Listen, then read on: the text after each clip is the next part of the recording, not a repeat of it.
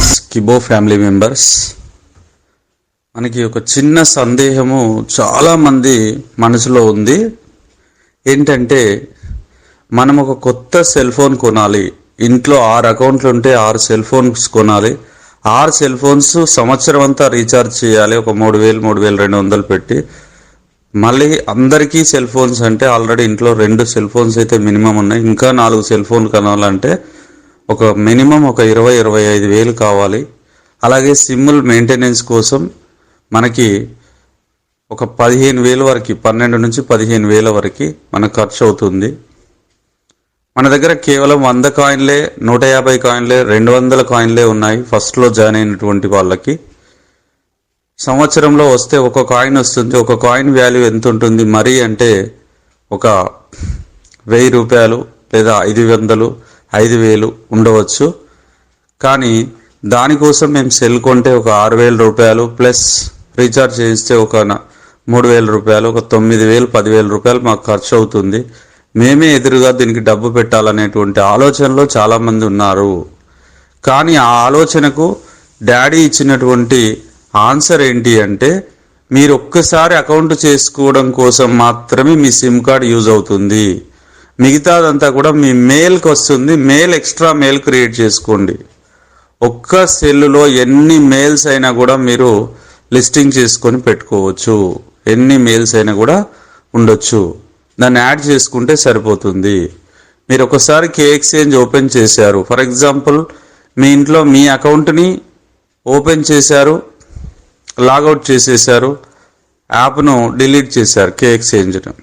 దాంట్లోనే మీరు ఏం చేస్తారు, మళ్ళీ మీ బాబుదో మీ పాపదో మీరు కే ఎక్స్చేంజ్ డౌన్లోడ్ చేసేసి దాంట్లో ఉన్నటువంటి కాయిన్స్ ట్రాన్స్ఫర్ కావడం కోసం ఒక సిమ్ కార్డ్ని యూజ్ చేస్తున్నారు. అలాగే మెయిల్ ఐడిని కూడా యూజ్ చేస్తున్నారు. ఏ ఇన్ఫర్మేషన్ అయినా కే ఎక్స్చేంజ్ నుంచి మెయిల్కి వస్తుంది. మళ్ళీ మీరు సిమ్ పెట్టాల్సినటువంటి అవసరం లేదు.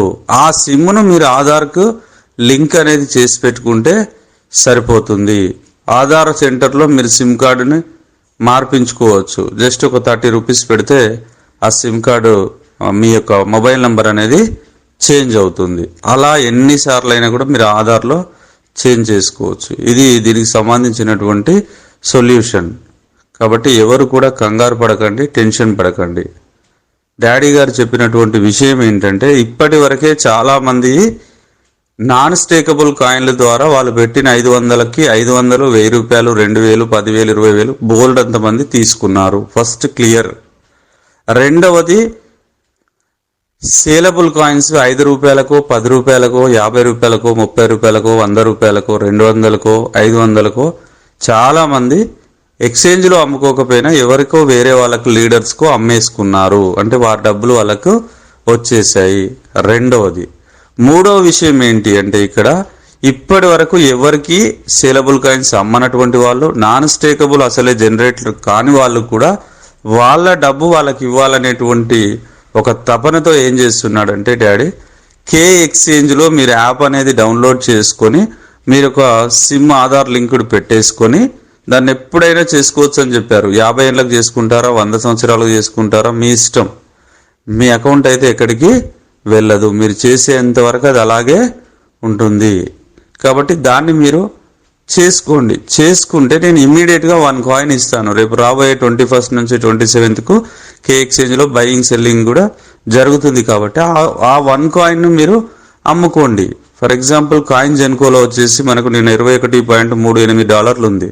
అలాగే కాయిన్ బ్రెయిన్లో వచ్చేసి మనకు ఒక $20 ఉంది. అంటే ఒక 1,500 నుంచి 2,000 రూపాయల వరకు మనం విత్డ్రాల్ చేసి తీసుకోవచ్చు. తీసుకునే వర్త్ అక్కడ ఉంది. అంటే ఒక 500తో మీరు ఆల్రెడీ ఎంతో కొంత లాభాన్ని పొందేటువంటి అవకాశం మీకు ఆల్రెడీ ఉంది.